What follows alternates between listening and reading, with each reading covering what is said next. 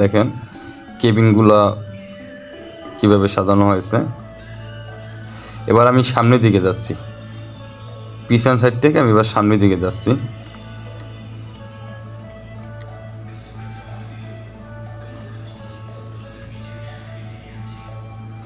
আসলে বরিশালের লঞ্চগুলো রাত্রে, বিশেষ করে সরাসরি বরিশাল লাইনের লঞ্চগুলো রাত্রে আসলে খুবই ভালো লাগে লঞ্চগুলো দেখতে।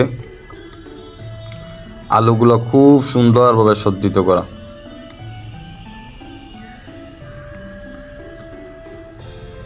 দেখেন,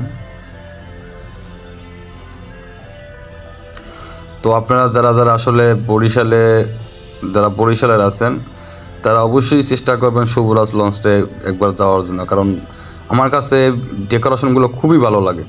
শুভরাজ লঞ্চের ডেকোরেশনগুলো আমার কাছে খুবই ভালো লাগে বরিশালের সবগুলো লঞ্চের চেয়ে। এখন এই লঞ্চটা আমি বারবার আসি। এক সময় মানাবী লঞ্চের ডেকোরেশন ছিল, বাট এখন শুভরাজ লঞ্চের ডেকোরেশনটা অনেক ভালো লাগে আমার কাছে। আর আপনারা জানেন তো বরিশালের লঞ্চগুলো এখন তৈরি হচ্ছে মানে কম্পিটিশনভাবে, বিশেষ করে পদ্মা সেতু চালু হওয়ার পরে লঞ্চগুলো যেন আরও বেশি সুন্দরভাবে তৈরি করা হয়েছে।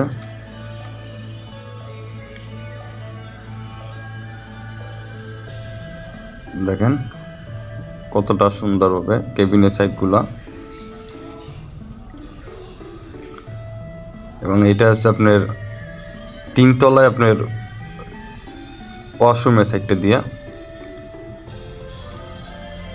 আর আগে এখন যে লঞ্চগুলোর যে আপনার কেবিন বয়গুলো যেভাবে ওরা ড্রেস আপ করে, বাট আগে অন্য অন্য লঞ্চ এরকম ছিল না, একমাত্র মানামি লঞ্চে ছিল। এখন সবগুলো লঞ্চই আসলে স্টাফদেরও খুব ভালোভাবে সাজানো হয়েছে, মানে স্মার্টভাবে সাজানো হয়েছে। দেখেন ভিতরে সাইডে কেবিনের সাইডে কতটা সুন্দর লাগতেছে।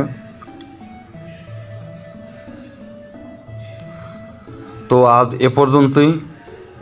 সবাই ভালো থাকবেন, সুস্থ থাকবেন, এবং নতুন নতুন ভিডিও পেতে আমার চ্যানেলটি সাবস্ক্রাইব করবেন, যাতে করে আমি উৎসাহ পেয়ে আপনার জন্য আরও ভালো মানের ভিডিও নিয়ে আসতে পারি।